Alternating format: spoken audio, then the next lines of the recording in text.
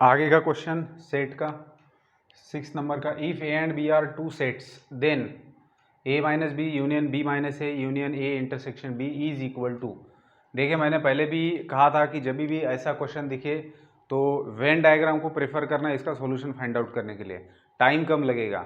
दूसरा तरीका क्या है, उन्होंने कहा है A and B are any two sets, तो आप ए और बी कोई भी अपने मन से सेट्स ले सकते हो जिसके अंदर एलिमेंट्स कम हो, और दोनों में कोई ना कोई कॉमन एलिमेंट हमेशा रखना, और उसके हिसाब से फिर आप ये सारे ऑपरेशंस फाइंड आउट करके ये जो इतना बड़ा सेट है ये इनमें से किसके इक्वल है ये आप लोग फाइंड आउट कर सकते हो। तो इसके पहले एक क्वेश्चन के अंदर मैंने आपको बताया है वो तरीका भी, कि जब भी इस टाइप का क्वेश्चन आए तो आपके पास दो ऑप्शन होते हैं, या तो वेन डायग्राम यूज़ करो या फिर रैंडमली कोई भी दो सेट आप खुद अपने हिसाब से क्रिएट करेंगे, ठीक है। और फिर आप जैसे आपने ए और बी ले लिया दो सेट्स जिसके अंदर कुछ एलिमेंट्स ले लिए, दोनों में कुछ कॉमन एलिमेंट भी रखेंगे, फिर आप A minus B find out करेंगे, B minus A find out करेंगे, A intersection B find out करेंगे, और तीनों सेट का यूनियन लिखेंगे, तो ये आपको पूरा सेट मिल जाएगा। अब वो जो आया हुआ सेट है वो इनमें से किसके इक्वल है वो आपको देखना है, ठीक है। तो आपने ए इंटरसेक्शन बी तो पहले से निकाला हुआ है, फिर ए यूनियन भी आपको निकालना पड़ेगा, ए तो आपके पास रहेगा, बी डैश निकालना पड़ेगा, इसका मतलब आपको यूनिवर्सल सेट भी लेना पड़ेगा। तो अगर एग्जाम्पल लेके इसको देखना है तो थोड़ा सा लेंदी हो सकता है, लेकिन वेन डायग्राम निकालेंगे तो आसान होगा। तो दो सेट्स है हमारे पास ए एंड बी, तो वेन डायग्राम से जाएंगे हम लोग। तो एक सेट हमने ए ये वाला लिया, दूसरा सेट हमने बी लिया ये।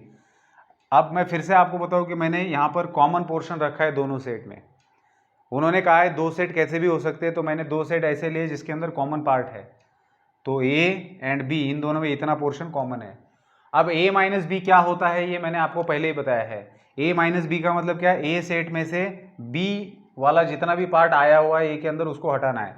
तो ये जो इतना पार्ट दिख रहा है ये बी से बिलोंग करता है, ये ए में भी है लेकिन बी से बिलोंग करता है, तो हमें ए में से इसको हटाना है। मतलब मैं शेड करूंगा पोर्शन को जो ए माइनस बी को रिप्रेजेंट करेगा, ठीक है।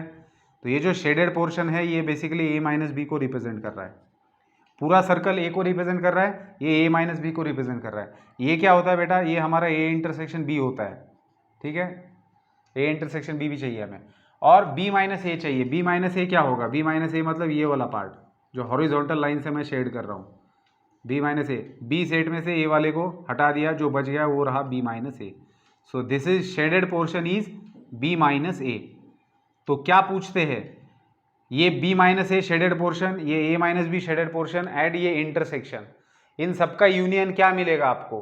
तो इन सबका यूनियन इन तीनों सेट्स का अगर यूनियन लेते हो तो पूरा ए सेट आ रहा है और पूरा बी सेट आ रहा है, मतलब ए यूनियन बी मिल रहा है। इसका मतलब first option is correct one. कितना सिंपल था, करेंगे इसको, चलो लिख लो जो भी लिखना है। इस क्वेश्चन को अच्छे से समझ लेना।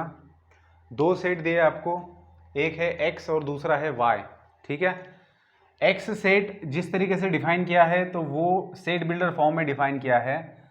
एक्चुअली यहाँ पर लिखने का तरीका जो है वो हमारा जो हर बार का तरीका होता है सेट बिल्डर फॉर्म का, तो उसमें हम लोग क्या करते हैं, एक जनरल टर्म लेते हैं। जैसे मान लीजिए कि मैं ए सेट को डिफाइन कर रहा हूँ, तो मैं क्या कहता हूँ, A is the set of all x। ए के अंदर सारे एलिमेंट्स x है, लेकिन x कैसा है तो फिर वो आगे हम डिफाइन करते हैं।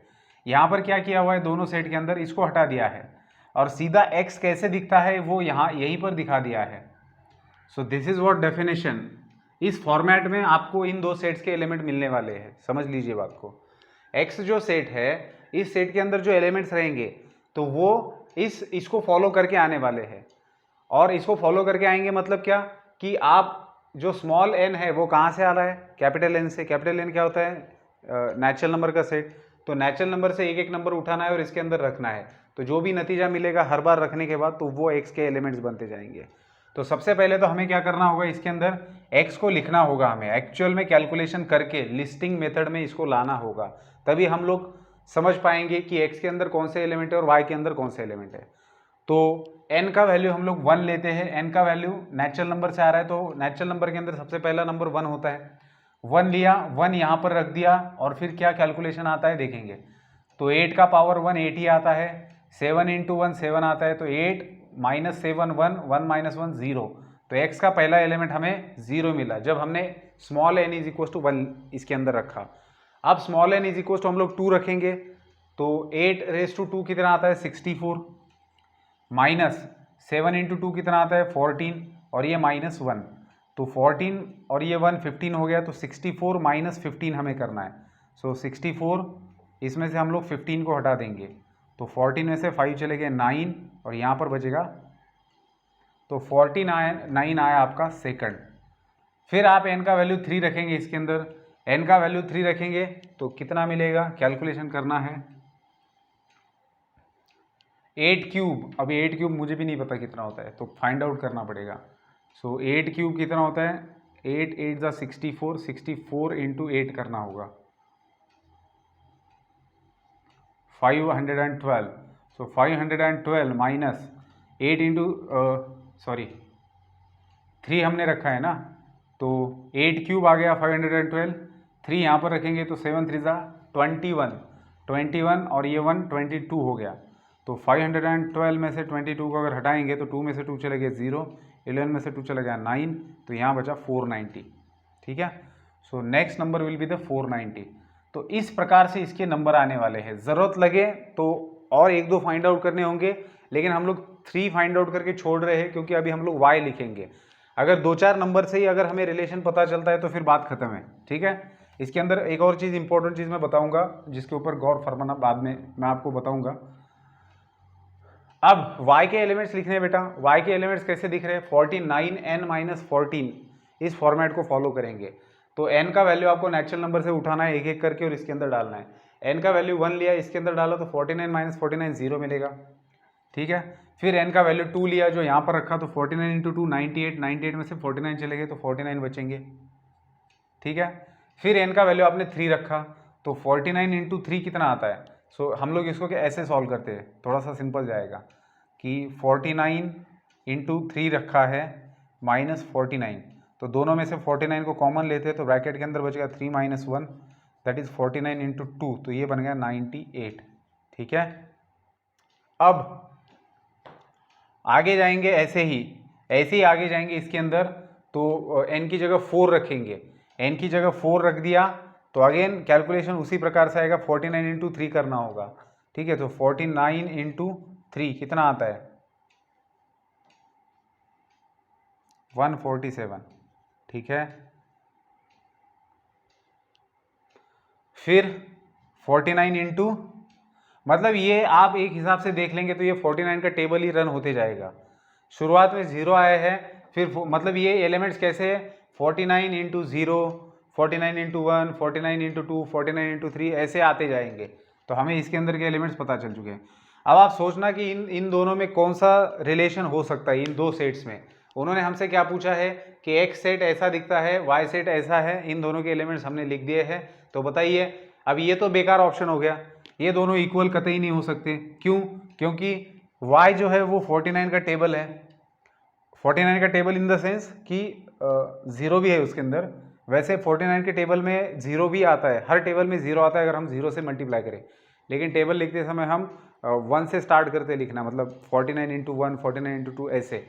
अगर हम 49 इंटू 0 लिखे तो 0 भी आएगा। चलिए छोड़िए, एलिमेंट्स आपके सामने हैं।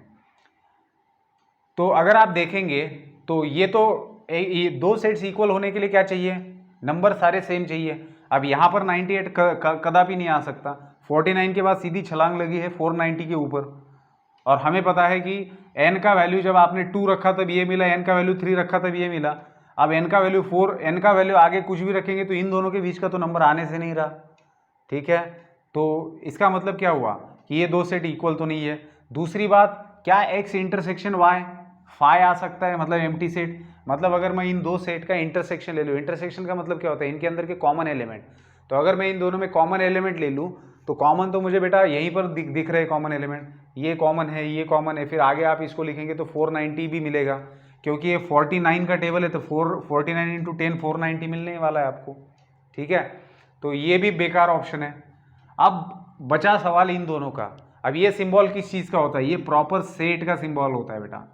प्रॉपर सेट का मतलब क्या, प्रॉपर सेट का मतलब क्या, अगर मैं x is a subset of y लिखता हूँ, प्रॉपर सेट नहीं प्रॉपर सबसेट कहना चाहता हूँ मैं, प्रॉपर सबसेट का सिंबल है ये। एक होता है सबसेट, ये तो एक होता है प्रॉपर सबसेट। जब मैं सबसेट कहता हूँ तब मुझे पता नहीं होता उसके अंदर इक्वालिटी वाली भी संभावना होती है। जब मैं कहता हूँ X is a subset of Y और ये सिंबल यूज़ करता हूँ तो इसमें दो पॉसिबिलिटीज़ होती है, या तो एक्स आपका प्रॉपर सबसेट होगा या फिर एक्स इक्वल भी हो सकता है। लेकिन जब इसको हटा दिया जाता है, सिर्फ ऐसा लिखा जाता है, तब ये पॉसिबिलिटी हट जाती है। इसका मतलब होता है कि एक्स जो सेट है वो प्रॉपर सबसेट है वाई का, मतलब कि एक्स बिल्कुल प्रॉपरली छोटा है वाई से। मतलब इसके अंदर इसके इस सेट में कम से कम एक एलिमेंट इससे ज़्यादा है। इसके अंदर जितने उतने तो है ही इसके अंदर, लेकिन कम से कम एक ज़्यादा है। अब आप यहाँ पर ऑब्जर्व कीजिए, क्या एक्स वाई का सबसेट हो सकता है, इसके बारे में सोचना है। तो एक्स के एलिमेंट के ऊपर गौर फरमाएंगे। तो एक्स के अंदर कितने एलिमेंट है, 0 है, 49 है, इसके अंदर भी 0 49 है।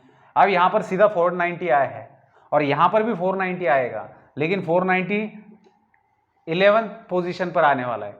इसका मतलब इसका यहाँ पर दो एलिमेंट्स आने के बाद यहाँ पर भी दो एलिमेंट है, लेकिन इसके अंदर 490 आने के पहले इसके अंदर 7-8 एलिमेंट्स आ रहे हैं जो कि एक्स से ज़्यादा है।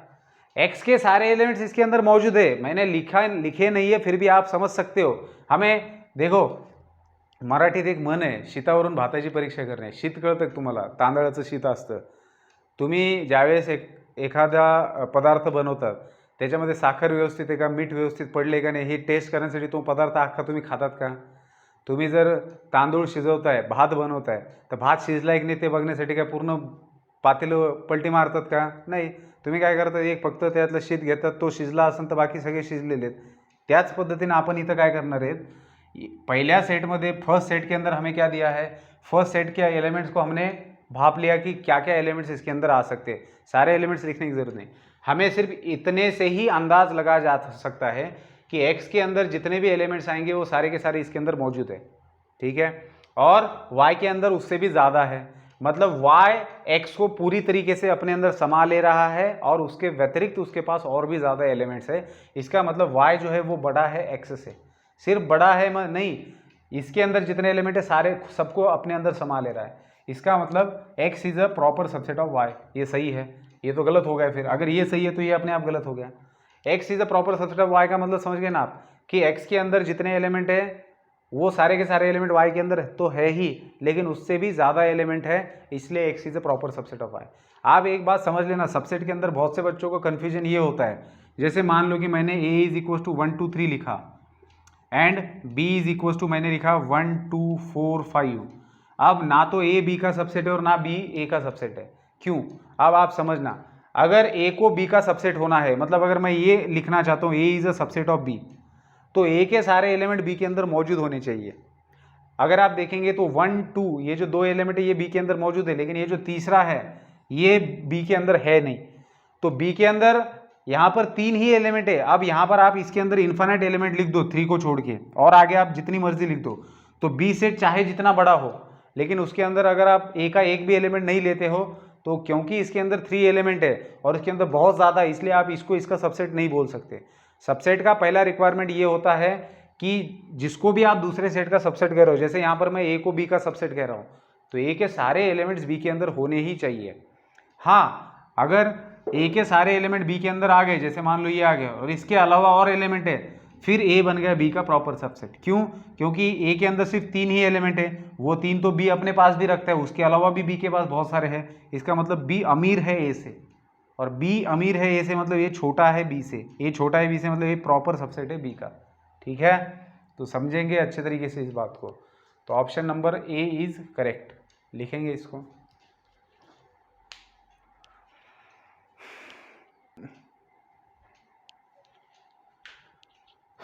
चलिए question number 8, if A B and C are non empty sets then a minus B union b minus A equals.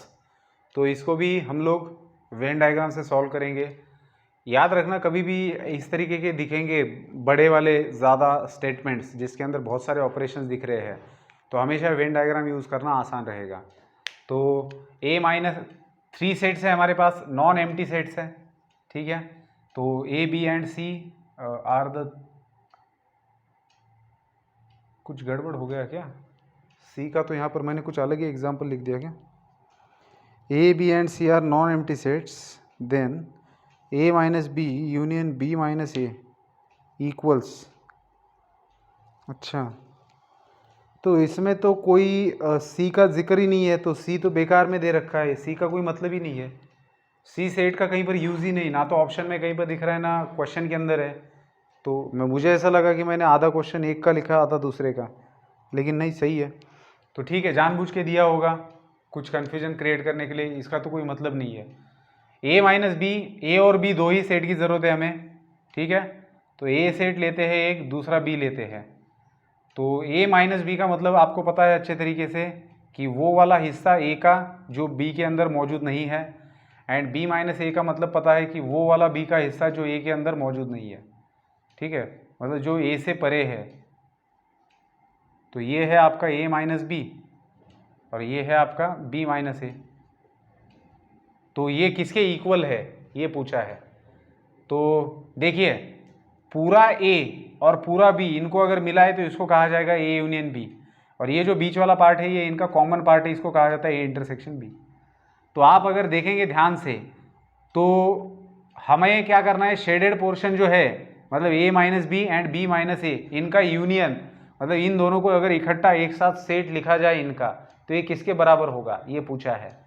तो पहला ऑप्शन तो बिल्कुल भी बेकार है, क्योंकि पहला ऑप्शन क्या कह रहा है कि ए यूनियन बी लीजिए, मतलब ये पूरा दिस एंड दिस, ये पूरा मिल गया ए यूनियन बी का मतलब, और उसमें को बी, उसमें से बी को हटा दीजिए। तो ए यूनियन बी में से अगर पूरा बी हट गया तो बचेगा ए माइनस बी, सिर्फ ए माइनस बी बचेगा। तो ये जो उन्होंने सेट लिखा है ये सिर्फ ए माइनस बी के बराबर है, इसके तो ये इसके तो बराबर नहीं हुआ, क्योंकि हमें क्या चाहिए, A minus B union B minus A के बराबर वाला चाहिए, ठीक है। तो A minus A intersection B क्या होगा, ए मतलब ये पहला वाला सर्कल, उसमें से ए इंटरसेक्शन बी हटा दिया, फिर भी आपको ए माइनस बी ही मिल रहा है। सो ये भी ए माइनस बी के इक्वल है, ये भी ए माइनस बी के इक्वल है। अब बात करते हैं ए यूनियन बी की। ए यूनियन बी मतलब ये दोनों भी सर्कल पूरे के पूरे, ये पार्ट और ये पार्ट, तीनों भी पार्ट आएंगे ए यूनियन बी के अंदर। तो उसमें से हटाना है ए इंटरसेक्शन बी को। तो इस दोनों सर्कल में से अगर ए इंटरसेक्शन बी वाला पार्ट हट गया तो बचेगा क्या, सिर्फ शेडेड पोर्शन बचेगा, और वही तो चाहिए हमें। इसका मतलब this is equal to option number C, ठीक है, ये सी के बराबर है, फिर डी के बारे में सोचने की जरूरत ही नहीं है। आप ए यूनियन बी को समझिए, ए यूनियन बी क्या होता है, ये shaded portion plus A intersection B plus B minus A, ठीक है। तो आपको पूछा है कि this shaded portion and this shaded portion दोनों का अगर यूनियन लेते हो तो किसके बराबर है, तो वो टोटल में से इसको सब्ट्रैक्ट करने के बराबर है। बिल्कुल सीधा खेल है ना, कि ये आपका टोटल है और टोटल में से अगर आप इंटरसेक्शन वाले को हटा रहे हो तो बच क्या रहा है, शेडेड पोर्शन। तो वही तो उन्होंने पूछा है कि ये जो शेडेड पोर्शन है किसके इक्वल है, तो टोटल में से इंटरसेक्शन को हटा दो, उसके इक्वल है। तो C will be the correct option, ठीक है, लिखेंगे।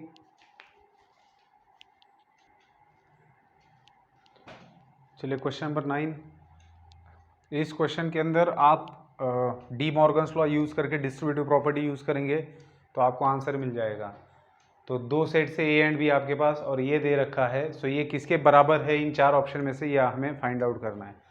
तो जो दिया है उसको लिखेंगे ए इंटरसेक्शन बी डैश। मैं सी की जगह डैश लिखना पसंद करता हूँ, उन्होंने सी दिया है, सी का मतलब complement of A intersection B होता है, तो मैंने उसकी जगह डैश लिखा है, ठीक है। तो ए एज इट इज़ रखेंगे, इंटरसेक्शन एज इट इज़ रहेगा। ए इंटरसेक्शन बी डैश क्या होता है, डी मॉर्गन्स लॉ याद है, थ्योरी के अंदर बताया था, डी मॉर्गन्स लॉ। दो लॉज है डी मॉर्गन्स के अंदर। पहला लॉ क्या कहता है, अगर आपके पास ए यूनियन बी डैश है तो आप इसको लिखेंगे ए डैश इंटरसेक्शन बी डैश, और दूसरा लॉ कहता है अगर आपके पास ए इंटरसेक्शन बी डैश है तो आप लिखेंगे ए डैश यूनियन बी डैश, ठीक है। तो इसको हम लोग डी मॉर्गन्स लॉ यूज़ करके लिखेंगे ए डैश यूनियन बी डैश, ठीक है। अंदर इंटरसेक्शन है तो यूनियन आएगा और दोनों का सेपरेट डैश। अब बाहर इंटरसेक्शन है, अंदर यूनियन है, मतलब इंटरसेक्शन इज डिस्ट्रीब्यूटिव और यूनियन, डिस्ट्रीब्यूशन प्रॉपर्टी यूज़ करनी है distributive. So A intersection A dash आएगा पहले ब्रैकेट के अंदर, again union A intersection B dash, ठीक है। तो बेटा कोई भी सेट और उसके कॉम्प्लीमेंट का इंटरसेक्शन हमेशा फाई होता है, क्योंकि दोनों के अंदर एलिमेंट्स क्या होते हैं, वो दोनों डिसजॉइंट सेट होते हैं। प्रॉपर्टी याद है कॉम्प्लीमेंट के अंदर मैंने बताया था, कोई भी सेट और उसका अगर आप कॉम्प्लीमेंट लिखते हो, ए सी कहो या फिर ए डैश कहो, तो ये दोनों डिसजॉइंट सेट होते हैं। डिसजॉइंट का मतलब क्या, इनके अंदर अगर आप इनका इंटरसेक्शन लेते हो तो वो फाई आता है, तो ए इंटरसेक्शन ए डैश क्या आएगा, फाई। आप करके देख सकते हो, ये मैंने वहीं पर बताया हुआ है आपको। तो ये इसका, ये कोई भी सेट और उसका कॉम्प्लीमेंट जो होता है उसका इंटरसेक्शन फाई आता है, मतलब उनमें कोई कॉमन एलिमेंट नहीं होता। ये बताया मैंने, अब क्यों बताओ, फिर से देख लेना आप वीडियो के अंदर। Union A intersection B dash. अब ये पूरा आपके लिए एक सेट है, ये ब्रैकेट के अंदर जो है पूरा एक सेट है। किसी भी सेट का अगर आप एम्प्टी सेट के साथ यूनियन लेते हो तो वही सेट फिर से मिलता है। ये भी चीज़ मैंने आपको बताई है। अगर आप ए यूनियन फाई करते हो तो आपको अगेन ए ही मिलेगा। ये ऐसा है जैसे मान लो कि आपने किसी नंबर के अंदर ज़ीरो ऐड कर दिया तो वही नंबर फिर से मिलता है। फाई मतलब एम्प्टी सेट, जो ज़ीरो का प्रतीक है, ऐसे हम बोल सकते हैं सेट के अंदर। जैसे नंबर थ्योरी के अंदर ज़ीरो होता है, वैसे ही सेट थ्योरी के अंदर फाई ज़ीरो को रिप्रेजेंट करता है। एंड यूनियन रिप्रेजेंट्स एडिशन, अगर हम ऐसे समझे तो ये कोई भी नंबर प्लस ज़ीरो क्या होता है, वही नंबर। वैसे कोई भी सेट का यूनियन फाई के साथ लेंगे तो आपको क्या मिलेगा, वही सेट मिलेगा। तो ये आपका सेट है, ये अंदर का छोड़ दो क्या ऑपरेशन है क्या नहीं, इस पूरे को एक सेट मान लीजिए। तो ये एक सेट और उसका फाई के साथ में यूनियन ले रहे हो तो वही सेट फिर से मिलेगा, that is A intersection B dash. क्या यहाँ पर ऑप्शन दिख रहा है आपको, लास्ट ऑप्शन जो है वो है। तो हमने ये लिया और इसी को हम डिराइव करते गए तो हमें ये मिला, इसी से हमें ये ऑब्टेन हुआ। इसका मतलब ये दोनों इक्वल है। ठीक है, लिखेंगे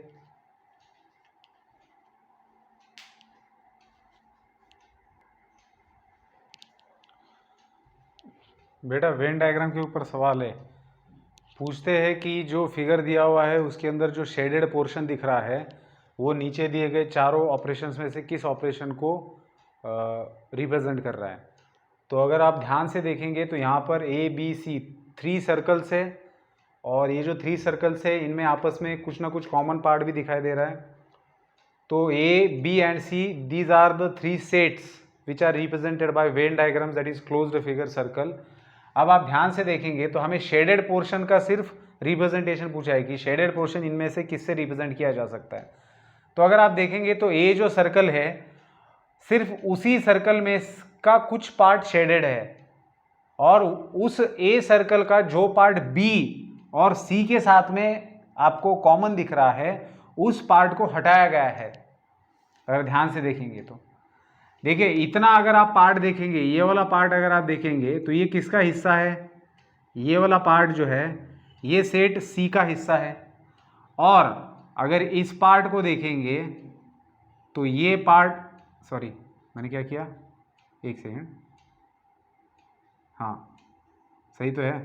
पहले क्या किया मैंने, ये वाला पार्ट, तो ये पार्ट जो है वो सी का हिस्सा है और इसमें थोड़ा बी भी है इतना वाला, और ये जो पार्ट है इसके अंदर बी का हिस्सा है और इसमें थोड़ा सी का भी है। लेकिन यहाँ पर अगर आप ध्यान से देखेंगे तो आपके पास ए का ही सिर्फ पार्ट शेडेड है और कुछ पोर्शन छोड़ दिया है जो बी और सी के अंदर आता है।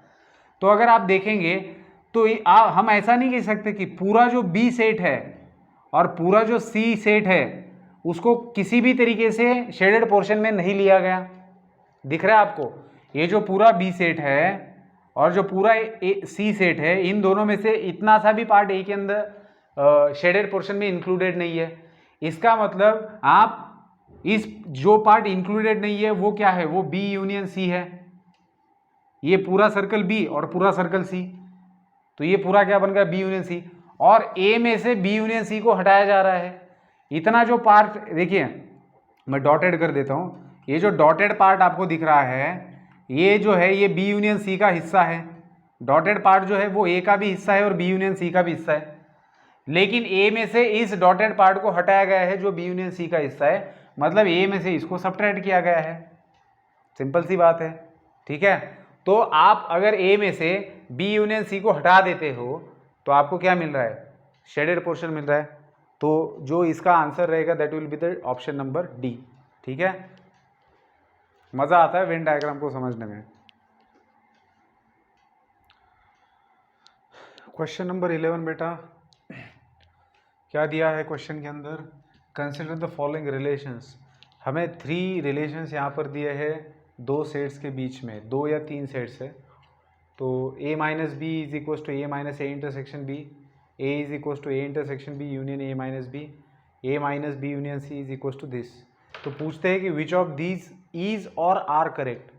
तो ये जो 3 स्टेटमेंट्स यहाँ पर दे रखे, 3 इक्वेशंस दिए हैं, तो इनमें से कौन कौन से करेक्ट है ये पूछा है। तो एक भी करेक्ट हो सकता है, इसलिए इज और ऑब्लिक इज और आर दिया है, मतलब which of these are correct और which of these is correct, मतलब एक भी करेक्ट हो सकता है, एक से ज़्यादा भी करेक्ट हो सकते हैं। तो ये तो हमें चेक करना है कि कितने इसमें से करेक्ट हो सकते हैं। तो वेन डायग्राम से पता करने की कोशिश करते हैं। चलिए, तो सबसे पहला वाला चेक करेंगे। 2 सेट्स चाहिए हमें ए एंड बी, तो मैंने 2 सेट्स लिए ए एंड बी। इस पूरे पहले इक्वेशन में, पूरे इक्वेशन में कितने सेट्स दिखाई दे रहे हैं? 2 ही दे रहे हैं, तो हमने 2 सेट्स ले लिए। अब लेफ्ट हैंड साइड में ए माइनस बी है, तो ए माइनस बी क्या होता है बेटा, आपको पता है, ये वाला पार्ट होता है ए माइनस बी, सही है। तो हमने ए माइनस बी तो देख लिया। अब बात करते हैं कि राइट हैंड साइड भी क्या इसी को रिप्रेजेंट कर रहा है। तो बात करते हैं, और एक वेन डायग्राम में निकालता हूँ, क्योंकि इसके अंदर आप लोगों को समझ में दिक्कत आएगी, इसमें भी हम समझ सकते हैं। देखिए राइट हैंड साइड क्या कहता है, ए में से आप इस पार्ट को हटा दो। अब ए कितना है आपका, ए है पहला वाला सर्कल, ये वाला सर्कल ए है। अब इसमें से आपको ए इंटरसेक्शन बी हटाना है। ए इंटरसेक्शन बी मतलब ये वाला पार्ट होता है, ये जो डॉटेड पार्ट है, ठीक है, this part is A intersection B. तो इस पूरे में से अगर मैं ये वाला पार्ट हटा देता हूँ, इतना पार्ट अगर निकाल देता हूँ, तो कौन सा बचेगा? शेडेड पोर्शन ही बचेगा। तो इसका मतलब तो ये सही स्टेटमेंट है, ए माइनस बी है शेडेड पोर्शन, और ए में से अगर मैं ए इंटरसेक्शन बी को हटा देता हूँ तो भी शेडेड पोर्शन ही बच रहा है। मतलब ये और ये दोनों एक ही चीज़ को रिप्रेजेंट कर रहे हैं, एक ही सेट को रिप्रेजेंट कर रहे हैं, तो दोनों इक्वल होंगे ही। तो पहला वाला स्टेटमेंट तो करेक्ट है, ठीक है। तो ऑप्शन आप देख सकते हो, 2 ऑप्शन है यहाँ पर जिसके अंदर फर्स्ट स्टेटमेंट करेक्ट के बारे में कहा गया है, तो इन दोनों का तो सवाल ही पैदा नहीं होता, ठीक है। लेकिन आपको दोनों भी चेक करने होंगे, सेकेंड एंड थर्ड दोनों चेक करने होंगे, क्योंकि उसके अलावा आप बता नहीं सकते हो, ठीक है। या फिर दोनों में से एक भी चेक किया तो भी बात खत्म है। अगर आप मान लीजिए सेकंड चेक करते हो और अगर सेकंड इक्वल नहीं आता, तो अपने आप ऑप्शन नंबर ए करेक्ट हो जाएगा। तो ये तो एग्जाम के लिए हुआ, लेकिन हम तीनों के बारे में समझेंगे कि कौन सा करेक्ट है और कोई करेक्ट नहीं है। तो एक तो करेक्ट, देखो एक पहला तो करेक्ट हो गया, इन दोनों में से एक ही करेक्ट है ऑप्शन के हिसाब से, क्योंकि ये 2 ऑप्शन तो हट गए। ये क्यों हट गए? क्योंकि इसके अंदर 1 दिया नहीं है और 1 तो करेक्ट है, तो इनका काम तमाम हो गया। अब 1 के साथ में 3 भी करेक्ट हो सकता है और 2 भी हो सकता है, तो पहले 2 को चेक करते हैं। अगर 2 करेक्ट हो गया तो 3 का काम तमाम, 3 चेक करने की जरूरत नहीं एग्जाम में, लेकिन अभी तीनों भी समझेंगे। सेकंड को देखिए, सेकंड में भी हमारे पास 2 ही सेट चाहिए हमें, तो यही डायग्राम यूज करते हैं हम लोग। अब सेकंड में भी आपके पास ए माइनस बी है, तो ए माइनस बी मतलब shaded portion, and A intersection B मतलब क्या, यही वाला डॉटेड पोर्शन। अब इन दोनों का यूनियन करेंगे तो पूरा ए मिलेगा, और तो वही तो दिया है लेफ्ट हैंड साइड में कि पूरा ए मतलब ये दोनों का यूनियन, तो सही है। ये जो डॉटेड पोर्शन है ये ए इंटरसेक्शन बी है, एंड जो शेडेड पोर्शन है ये क्या है, ए माइनस बी है। तो दोनों का यूनियन क्या है, दोनों का यूनियन पूरा ए है, तो इन्होंने सही दिया है, मतलब सेकंड स्टेटमेंट भी करेक्ट है। तो सही ऑप्शन क्या बन गया, डी ऑप्शन, कि उन्होंने पूछा है कि इन तीनों में से कौन सा स्टेटमेंट ट्रू है, सही है, करेक्ट है, तो 1 एंड 2 इज करेक्ट। अब बात करते हैं थर्ड वाले की। थर्ड वाले को अगर हम लोग देखेंगे तो ए माइनस बी यूनियन सी, तो ए माइनस बी यूनियन सी का क्या मतलब होता है? देखिए सबसे पहले तो समझिए कि ए सेट है आपका ये पहला सर्कल, और जब बी यूनियन सी की बात करेंगे तो ये पूरा हो जाएगा, ठीक है। तो ए में से अगर मैं बी यूनियन सी को हटा रहा हूँ, अच्छा 3 है यहाँ पर, सॉरी यहाँ पर आपको 3 लेने पड़ेंगे, 3 सर्कल्स लेने पड़ेंगे। तो ये ए है, ये बी है और ये सी है। तो बी यूनियन सी मतलब ये बी है एंड ये सी, ये दोनों का भी यूनियन आपको, मतलब इस पूरे जिसको मैंने डार्क किया ये पूरा हटेगा, तब जाके आपको क्या मिलेगा, ए माइनस बी मिलेगा, सॉरी ए माइनस बी यूनियन सी मिलेगा, लेफ्ट हैंड साइड मिलेगा। ए में से आपको बी यूनियन सी हटाना है, तो मतलब जिसको मैं अभी शेडेड कर रहा हूँ, जिसको मैं शेड कर रहा हूँ वो पोर्शन है आपका लेफ्ट हैंड साइड, ठीक है। अब क्या राइट हैंड साइड में दिखाया गया है भी इसी को रिप्रेजेंट कर रहा है, देखते ए माइनस बी क्या होता है बेटा, ए माइनस बी की जब मैं बात करूंगा तब बी वाला पोर्शन हट जाएगा सिर्फ, मतलब इतना पोर्शन हट जाएगा, लेकिन ये वाला पोर्शन कहाँ हटेगा, ये तो रहेगा ही। ए माइनस बी में ए माइनस बी क्या रहेगा, ये हॉरिजॉन्टल लाइन जो है ये ए माइनस बी को रिप्रेजेंट कर रही है, ठीक है। हॉरिजॉन्टल लाइन की तरफ देखिए, तो फिर बात खत्म हो गई यहीं पर बात। क्योंकि यहाँ पर क्या है, ये सेट और ये सेट दोनों का यूनियन है। अब पहला ही सेट अगर a माइनस बी से, देखिए लेफ्ट हैंड साइड क्या है, जो क्रॉस शेडेड पोर्शन है वो है। अब इधर का सिर्फ यही सेट इससे बड़ा है, इस पूरे से बड़ा है, तो इसका और इसका यूनियन तो बड़ा ही होगा, तो बात ही खत्म हो गई। इसलिए ये फिजूल है, इसका कोई मतलब नहीं, तो ये दोनों इक्वल नहीं हो सकते। ठीक है, तो बेटा ये जैसे ये जो जिस टाइप के क्वेश्चन इन्होंने दिए और जो मैं ले रहा हूँ ये क्वेश्चन, इससे आपको जो सेट्स के अंदर के जो ऑपरेशन है, union, intersection, difference of two sets, ठीक है, कॉम्प्लीमेंट है, तो इन सभी को आपको अच्छे से समझने का, अंडरस्टैंड करने का, वेन डायग्राम से कैसे अंडरस्टैंड किया जा सकता है, ये आपकी अच्छी प्रैक्टिस हो रही है। तो इन क्वेश्चंस को अच्छे से समझना, रिपीटेडली सॉल्व करना। तो सेट, वैसे तो सेट पे एग्जाम्पल नहीं आते हैं एग्ज़ाम में, लेकिन कैलकुलस है तो सेट उसका बेस है, तो सेट पता होना चाहिए। और अगर बाय चांस आ गया तो बहुत आसान मार्क है, क्योंकि ऐसे क्वेश्चन होंगे जो पूछे जाएंगे। तो वेन डायग्राम, ऐसे क्वेश्चन से हमें वेन डायग्राम अच्छे से समझ में आती है, और ऐसे क्वेश्चन को वेन डायग्राम के सहारे ही अच्छे से डील किया जा सकता है। तो ये समझने के लिए अच्छे क्वेश्चन से इनको करेंगे आप लोग। चलिए एक और अच्छा क्वेश्चन, इसमें भी वेन डायग्राम यूज़ करेंगे और समझेंगे। अब कहा ये गया है, अच्छा मैंने इसके ऑप्शन नहीं लिखे, क्वेश्चन नंबर 12, हाँ ऑप्शन है इसके ए, फर्स्ट ऑप्शन है कैपिटल ए, सेकंड ऑप्शन है कैपिटल बी, थर्ड ऑप्शन है capital C, and last option है X intersection A union B union C. ठीक है, तो बेटा चलिए समझते हैं इसको। क्या कहा है, which is the simplest representation of this, ये जो यहाँ पर स्टेटमेंट लिखा है इतना लंबा चौड़ा, इसका सिंपलेस्ट रिप्रेजेंटेशन बताइए, मतलब ये किसके साथ इक्वल है ये बताइए, इसका अलग तरीके से अगर कहा जाए तो ये जो स्टेटमेंट आपके सामने लिखा है, ये दिए गए 4 ऑप्शन में से किसके साथ मैच करता है, उसी को उन्होंने दूसरे भाषा में कहा है कि इसका सिंपलेस्ट फॉर्म बताइए। जैसे हम लोग सिंप्लीफाई करके लिखते हैं ना किसी चीज़ को, तो वैसे ही ये तो उन्होंने जानबूझकर बड़ा लिखा है इंटरसेक्शन यूनियन का यूज़ करके, लेकिन इसको सॉल्व करके उनका कहना है कि आप इसको बिल्कुल सिंपल बना सकते हो। तो क्या होगा, अब यहाँ पर एक और इम्पोर्टेंट चीज़ दी है कि A B C are subsets of X, A B C ये तीनों की तीनों सेट एक्स के सबसेट है। इसका मतलब समझना है कि एक्स यूनिवर्सल सेट है। क्लियर है ना ये बात। इस कॉन्टेक्स्ट में आपके पास 3 सेट्स है और तीनों की तीनों इस एक सेट के सबसेट है, इसका मतलब इस कॉन्टेक्स्ट के लिए एक्स बन गया यूनिवर्सल सेट। और ये बात अगर और क्यों एक्स को यूनिवर्सल बोलना है, यहाँ पर कॉम्प्लीमेंट भी तो दिखाई दे रहा है, और क्योंकि ये तीनों भी सेट जो है वो सबसेट है एक्स के, तो एक्स बन गया इनका बाप, दैट इज यूनिवर्सल। ठीक है, पिताजी है एक्स इनके। अब बेटा क्या करेंगे, इसको समझते हैं वेन डायग्राम से। पहले तो 3 सेट्स लेंगे, ए जानबूझ के बड़ी निकाल रहा हूँ ताकि शेडेड पोर्शन समझ आए। ठीक है, ये हो गया ए बी सी, ये ए है, B and C, these are the 3 sets. अब सबसे पहले बात करते हैं A dash intersection B dash intersection C की। तो पहले तो समझिए कि ए डैश क्या है। ए डैश क्या होता है, आपके पास 3 सेट्स है ए बी सी, और ये तीनों भी सबसेट है एक्स के, मतलब इन तीनों को मिला के जो सेट बनेगा वो होगा एक्स, वो यूनिवर्सल सेट है। ठीक है, तो ए डैश अगर मुझे निकालना है तो ए डैश क्या होता है, ए डैश होगा एक्स माइनस ए, यूनिवर्सल सेट में से ए को हटाना पड़ेगा। तो इन तीनों में से ये तीनों है आपका यूनिवर्सल सेट, इसमें से अगर ए को हटा दिया जाए, ए वाला पोर्शन हट जाएगा, तो पूरा बचा हुआ क्या है, ए डैश है। ठीक है, आप समझना, मैं इसको अगर चले मैं शेड कर देता हूँ, पूरा बचा हुआ क्या है, ए डैश है, पूरा का पूरा। ठीक है,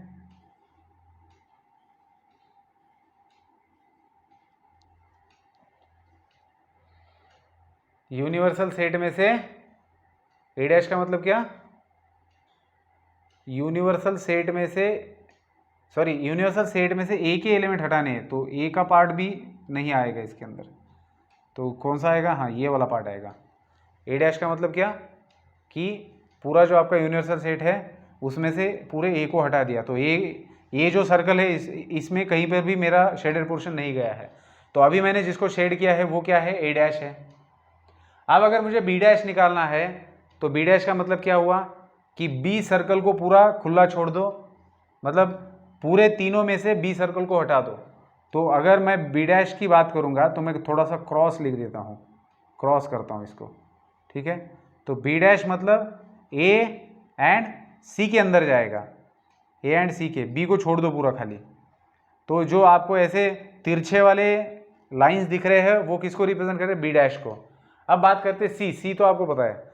अब इन तीनों का इंटरसेक्शन मतलब तीनों में कॉमन क्या दिखाई दे रहा है आपको, तो देखिए तीनों का कॉमन पोर्शन कौन सा है, ए डैश मतलब हॉरिजॉन्टल लाइंस वाला पोर्शन है, फिर बी डैश मतलब तिरछे लाइन वाला पोर्शन है, और सी मतलब ये सी सर्कल है। इन तीनों में आपको कॉमन कहीं पर कुछ दिखाई दे रहा है, कुछ कॉमन है, कौन सा पोर्शन कॉमन है, ये वाला।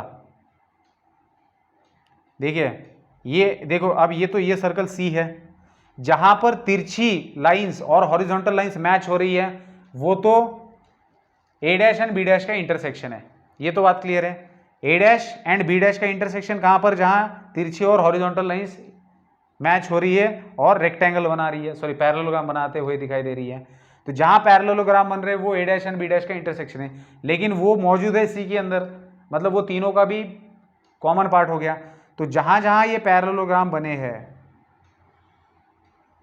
जिसको मैंने अभी डार्क किया है, इतना पोर्शन मैं कह सकता हूं कि ये जो पोर्शन है, ये पोर्शन है A dash intersection B dash and C. तो ये जो आपके जाली जाली वाले बन चुके हैं, this is your A dash intersection B dash intersection C. ठीक है, यहाँ तक बात क्लियर हो गई। चलिए अब बात करते हैं आगे। क्या,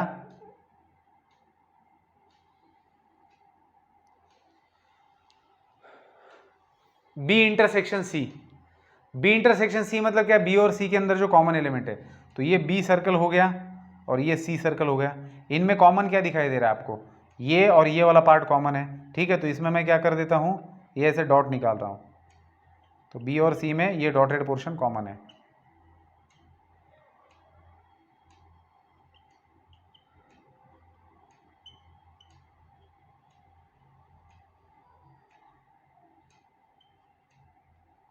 ठीक है, इतना समझने के लिए काफ़ी है। तो ये जो डॉटेड पोर्शन है, दिस रिप्रेजेंट्स, डॉट्स वाला पोर्शन रिप्रेजेंट करता है बी इंटरसेक्शन सी।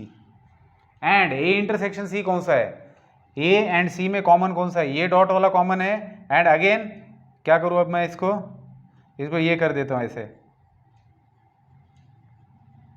ये जो मैंने किया है ये पार्ट एंड इधर भी जाएगा। तो ये जो ऐसे ये वाला दिख रहा है, ये क्या रिप्रेजेंट कर रहा है, ये रिप्रेजेंट कर रहा है ए इंटरसेक्शन सी को। तो वाला जो है वो है A intersection C, dot dot dot वाला जो है वो है बी इंटरसेक्शन सी, एंड ये जो है पैरेललोग्राम जो है हमारे वो ये है। अब इसका और इसका पूरे का यूनियन कीजिए, क्या मिल रहा है आपको, पूरा सी नाम का सेट मिल रहा है। मतलब इतना जो कुछ भी उन्होंने लिखा है उसकी जगह सिर्फ सी लिख देते तो भी काम चल जाता। ठीक है, तो ये ऑप्शन आपका सही हो गया। तो इस तरीके से हमें इन सब चीज़ों को समझना है। अब आप दिमाग लगाते बैठिए, ठीक है, इसको पॉज करके लिखिए और दिमाग लगाइए। चलिए अब इस क्वेश्चन को समझना है तो एक पर्टिकुलर सेट्स लेके मैं आपको बताऊंगा। अगर आपकी कॉन्सेप्ट्स के ऊपर पकड़ अच्छी है तो आप इसको सीधा इमेजिनेशन की तौर पर भी सॉल्व कर सकते हैं। इमेजिनेशन मतलब वही की जो हमें चीज़ें समझ में आती है तो हम दिमाग में उसको बना के सॉल्व कर सकते हैं। ऐसे जैसे क्या दिया है कि A and B are two non empty subsets of set X. तो ए जो है वो सबसेट ऑफ एक्स है, बी भी सबसेट ऑफ एक्स है और दोनों नॉन एम्प्टी है। लेकिन उन्होंने कहा है कि A is not subset of B, A जो है वो बी का सबसेट नहीं है। ए एंड बी इंडिविजुअली दोनों भी एक्स के सबसेट है, लेकिन ए बी का सबसेट नहीं है, पहली बात। अब वो कहते हैं देन इनमें से क्या सही है, इनमें से जो भी सही है उसको टिक कीजिए, ऐसे पूछा है। सिर्फ देन कह के ये लिखा हुआ है, तो वही इसका मतलब हुआ। तो बताइए, अब ये इतनी इंफॉर्मेशन दी है, इसके हिसाब से हम लोग क्या लिख सकते हैं, A is a subset of complement of B, A is a subset of complement of B. क्या ए बी का सबसेट नहीं है, लेकिन क्या ए बी के कॉम्प्लीमेंट का सबसेट हो सकता है, इसके बारे में पूछा है।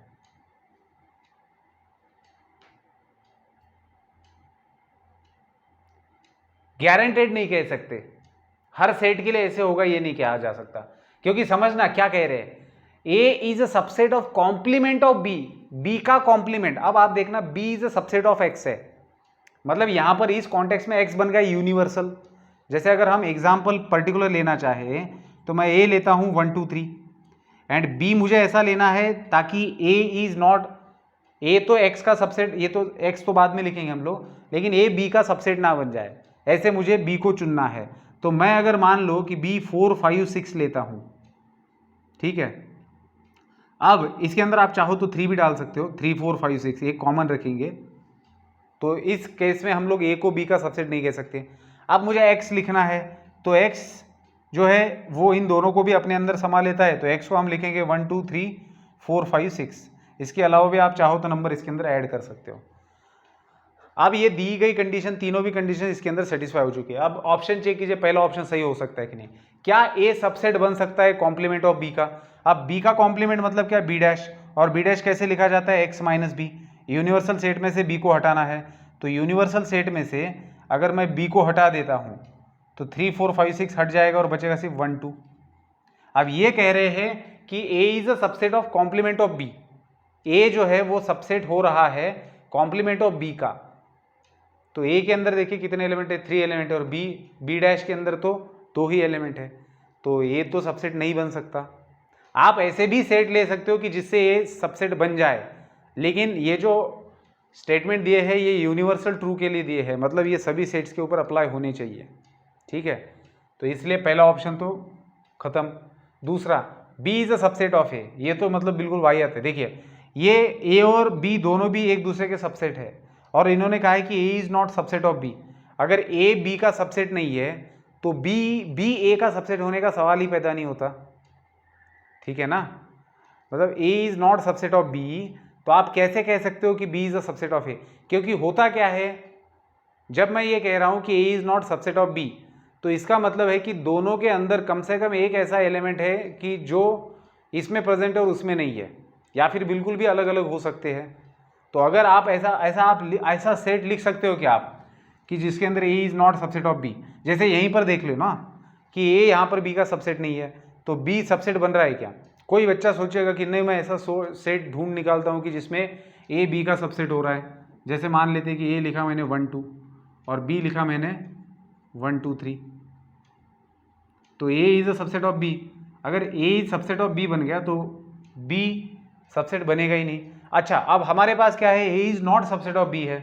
इसका मतलब क्या, A is not subset of B का मतलब क्या, कि इसके अंदर कम से कम एक ऐसा एलिमेंट है जो इसके साथ मैच नहीं करेगा, तो दूसरा भी क्यों इसके साथ में सबसेट हो जाएगा? फिर तो बात तो एक ही होगी ना। तो अगर कभी भी याद रखना, 2 सेट दिए हैं और एक सेट अगर दूसरे सेट का सबसेट नहीं है तो दूसरा भी पहले का नहीं बन सकता। तो इन्होंने तो बनाया है, यहाँ पर A is not subset of B दिया है और वो कह रहे हैं कि फिर B is a subset of A. ये कैसे हो सकता है? अगर ए बी का सबसेट है तो बी भी ए का नहीं होगा, तो ये भी आंसर गलत है। फिर बात करते हैं A and B are disjoint. A and B are disjoint, तो ये हम बता नहीं सकते, ये हो भी सकता है नहीं भी हो सकता है, लेकिन हर बार होगा इसकी गारंटी नहीं है, इसलिए ये भी ऑप्शन खत्म है। इसका मतलब समझते, A and B are disjoint का मतलब क्या, कि 2 सेट्स में कोई भी कॉमन नहीं है। तो ऐसे सेट आप ले सकते हो, जैसे मैंने यहाँ पर 1 2 3 लिया है तो मैं 4 5 6 लूँ, तो ऐसे सिचुएशन में ये तीनों भी कंडीशन सेटिस्फाई हो जाएगी एंड ए बी डिसजॉइंट होंगे। लेकिन क्या ये हम सभी के लिए, अब ये तो मैंने एग्जांपल लिया है, कोई बच्चा अगर इसी सेट में 3 4 5 6 लिख दे तो ये जो मैंने लिखा है ये तीनों भी सेट्स ये कंडीशन सेटिस्फाई कर रहे हैं, लेकिन इन सेट के साथ में ये कंडीशन सेटिस्फाई हो रही है, लेकिन A and B are not disjoint. Disjoint का मतलब क्या होता है, दोनों में कोई भी कॉमन ना होना, तो इनमें तो 3 कॉमन है। तो आप देखो ये सेंटेंसेस आप कोई कैसा भी सेट ले, बस वो ये कंडीशन सेटिस्फाई करेगा। कोई अगर इन कंडीशन को सेटिस्फाई करने वाले कोई भी सेट्स लेता है 3, तो सभी सेट्स के लिए ये कंडीशन सेटिस्फाई नहीं होती, कुछ के लिए होगी कुछ के लिए नहीं होगी। तो ऐसे सिचुएशन में हम सबके ये यूनिवर्सली ट्रू नहीं बोल सकते, इसलिए ये ऑप्शन नदारद, ये भी खत्म। अब बात करते हैं इसकी, तो A and complement of B are non disjoint, ये सही हो सकता है, आप कैसा भी सेट ले लो। नॉन डिसजॉइंट बोल रहे, क्या हो रहा है, A and complement of B. अब आप समझना, क्योंकि A and B are not subset of, A is not subset of B, A B का सबसेट नहीं है, और दूसरी चीज कि ये दोनों भी एक्स के सबसेट है, ये समझना। तो जब आप बी का कॉम्प्लीमेंट लेंगे तो बी के कॉम्प्लीमेंट में ऐसे एलिमेंट आएंगे जो एक्स के अंदर मौजूद है लेकिन बी के अंदर नहीं है, समझ रहे हो। और क्योंकि एक्स जो है वो ए का सबसेट है, तो बी डैश के अंदर कम से कम एक एलिमेंट ऐसे होगा जो ए से आएगा। तो हम ये गारंटेड कह सकते हैं कि A and B dash are non disjoint. Non disjoint का मतलब इन दोनों का इंटरसेक्शन फाई आएगा, ऐसा नहीं। इसको समझना कि A and B dash are non disjoint मतलब दोनों में कम से कम एक एलिमेंट ऐसा है जो कॉमन रहेगा, और ये पॉसिबल है। कोई भी सेट ले लो आप, ये होगा ही। समझ रहे हो मैं क्या कह रहा हूं? क्या कहा है? A and complement of B are non disjoint. Disjoint का मतलब दोनों में कुछ भी कॉमन ना होना, एंड नॉन डिसजॉइंट मतलब कम से कम एक तो भी इसके अंदर कॉमन एलिमेंट मिलेगा। और आप चाहे जो मर्जी कोई भी सेट ले लो, जैसे इसको भी हटा दो, तो भी जो बी डैश आएगा वो क्या आएगा? बी डैश क्या मिलेगा आपको? वो तो 1 2 3 ही मिलेगा, 1 2 3 मिलेगा। तो देखना ए और बी डैश में तो पूरा सेट ही कॉमन आ रहा है, तो ये डिसजॉइंट होने का सवाल ही नहीं होता। तो नॉन डिसजॉइंट होते हैं, तो ये ऑप्शन सही है कि ऐसे कॉन्टेक्स्ट में जो आपका ए सेट है एंड बी सेट है, बी का कॉम्प्लीमेंट है, वो नॉन डिसजॉइंट होते हैं। ठीक है, लिखेंगे।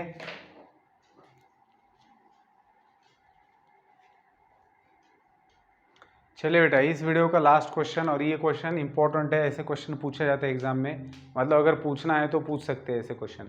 अब ये क्वेश्चन क्या है, तो सबसेट, कितने सबसेट हो सकते हैं, किसी भी सेट के कितने सबसेट्स हो सकते हैं। तो इसके लिए मैंने आपको बताया था, देखिए एक सेट है, मान लेते हैं हमारे पास कोई भी एक सेट है, ठीक है। ए सेट है जिसके अंदर एलिमेंट्स है कितने, 1 2 3 4 5 6 एलिमेंट्स है। अब मुझे ए सेट्स के सबसेट्स निकालने हैं। Total number of subset, total number of subsets, या फिर कहो total subsets, total subsets of A कितने होंगे। तो फॉर्मूला होता है बेटा 2n वाला। n क्या होता है, इस सेट के अंदर कितने एलिमेंट प्रेजेंट है, तो 6 एलिमेंट प्रेजेंट है, तो टोटल नंबर ऑफ सबसेट्स कितने हुए, 2/6। तो अगर जनरलाइजेशन करना है हमें, तो हम लोग क्या कहेंगे, अगर मेरे if we have a set A and number of element in set A are n, अगर कोई एक सेट है हमारे पास और n ऑफ ए मतलब क्या, नंबर ऑफ एलिमेंट्स इन ए, तो किसी भी सेट में अगर n एलिमेंट्स प्रेजेंट है तो उस सेट के टोटल सबसेट्स कितने लिख पाएंगे आप, 2/n। आई बात समझ में। अब अगर उसी सेट के आपको प्रॉपर सबसेट्स बताने हैं, प्रॉपर सबसेट्स कितने होते हैं उसको, तो वो होते 2n-2। जैसे इस सेट के अगर मुझे प्रॉपर सबसेट बताने हैं तो मैं लिखूंगा 2/6-2। मतलब क्या हुआ, 2/6 कितना होता है, 64, 64 - 2 दैट इज 62। ठीक है, तो 62 प्रॉपर सबसेट हो गए। देखिए 2 सबट्रैक्ट क्यों किया है, क्योंकि किसी भी सेट के 2 जो होते हैं वो हमेशा सबसेट्स होते हैं। आप कोई भी दुनिया का सेट उठा लो, उसको 2 सबसेट्स होते हैं, एक होता है एम्प्टी सेट और दूसरा होता है वो खुद, इटसेल्फ, वो सेट खुद। ठीक है, तो ये 2 हमेशा किसी भी सेट के, जैसे अभी ये सेट है, इसे जब आप सबसेट्स लिखना स्टार्ट करेंगे तो सबसे पहले आप लिखेंगे फाई, क्योंकि एम्प्टी सेट हर सेट का सबसेट होता है और वो खुद का सबसेट है। तो ये दो हमेशा, जैसे किसी भी नंबर के लिए 2 हमेशा फैक्टर्स होते ही है मौजूद, किसी भी नंबर के लिए कम से कम 2 फैक्टर होते ही है। अगर 2 ही हो तो हम उसको प्राइम नंबर कहते हैं, 2 से ज़्यादा हो तो हम उसको कंपोजिट नंबर कहते हैं। उसी प्रकार से तो ये जो 2 सबसेट्स होते हैं जो किसी भी सेट के लिए होते ही है, कैसा भी सेट आप लिखो, एक होता है एम्प्टी सेट और दूसरा होता है ये वो खुद, तो इनको कहा जाता है trivial subsets, trivial subsets of given set. तो दिए गए सेट के ये ट्रिवियल सबसेट्स है, मतलब ये होंगे, ट्रिवियल का मतलब क्या, ये होंगे ही। तो अगर ये ट्रिवियल सबसेट्स है तो इन दोनों को हटा दो फिर, और बाकी प्रॉपर सबसेट्स आएंगे फिर। तो प्रॉपर सबसेट अगर आपको लिखने होते हैं तो आप 2n-2 वाला फॉर्मूला याद रखेंगे। अगर टोटल सबसेट्स लिखने हैं तो फिर 2n। तो इस क्वेश्चन के अंदर जो हमें सेट दिया है उसके अंदर कितने एलिमेंट्स है, एलिमेंट क्या है इससे मतलब नहीं होता, एलिमेंट कितने हैं, नंबर ऑफ एलिमेंट्स इंपॉर्टेंट है यहाँ पर। तो सेट के अंदर 1 2 3 दिया हो या फिर बंदर, चूहा और बिल्ली दिया हो, उससे हमें मतलब नहीं है। 3 एलिमेंट से बस इससे काम हो गया, वो कौन से उससे मतलब नहीं। सो इस सेट के अंदर टोटल नंबर ऑफ एलिमेंट कितने हो गए? सो नंबर ऑफ एलिमेंट्स कितने हैं? 3 है। दैट इज मतलब n इज इक्वल टू 3 है। Number of elements in given set 3 है। सो प्रॉपर सबसेट्स हमें पूछे हैं, तो प्रॉपर सबसेट कैसे निकाले जाएंगे? प्रॉपर सबसेट्स का फॉर्मूला क्या है? 2n फाइंड आउट कीजिए और उसमें से 2 को हटाइए। ये जो 2 है ये यहाँ पर नहीं है, ये साइड में है 2, मतलब ये पहले पूरा फाइंड आउट कीजिए और उसमें से 2 हटाइए। सो 2n का वैल्यू है 3 और ये -2, सो 2 कितना है? 8 -2 दैट इज 6। ठीक है, तो आंसर आएगा आपका 6। तो proper subset and total number of subsets, इसका अगर मान लो इसी क्वेश्चन में आपको पूछा था कि इस सेट के टोटल सबसेट कितने हैं, तो आप 2n वाला फॉर्मूला यूज करते हैं, मतलब 8। ठीक है, तो इसको याद रखना बेटा सबसेट्स के बारे में। तो रुकेंगे यहाँ पर, नेक्स्ट वीडियो के अंदर देखेंगे बाकी के क्वेश्चंस। Good bye.